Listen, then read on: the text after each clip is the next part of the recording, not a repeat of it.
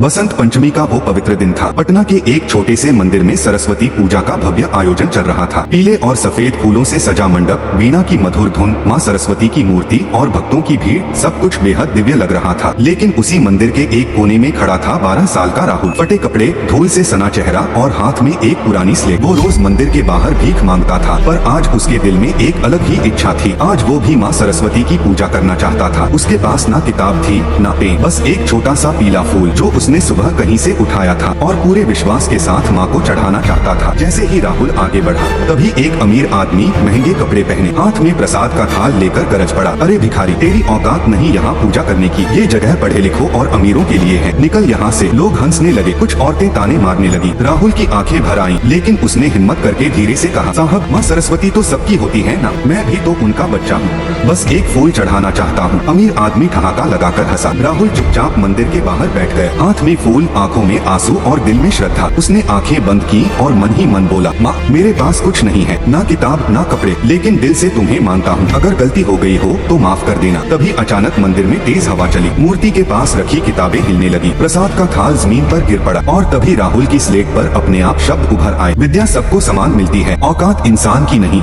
दिल की होती है। पूरा मंदिर सन्न रह गया। अमीर आदमी के हाथ कांपने लगे। वो राहुल के पास आया, घुटनों पर बैठा और रोते हुए बोला, बेटा, मुझे माफ कर दे, आज तूने मेरी आंखें खोल दी। राहुल ने आंसू पोंछे और हल्की मुस्कान के साथ बोला, साहब, माँ ने तो पहले ही पूजा स्वीकार कर ली थी। उस दिन पूरे मंदिर में राहुल के साथ पूजा हुई। उसे किताबें, कपड़े और पढ़ाई का सहारा मिला और वही अमीर आदमी उसका सबसे बड़ा सहायक बन गया। याद रखना, गरीबी शरीर की होती है, दिल की नहीं। माँ सरस्वती औकात नहीं, श्रद्धा देखती है।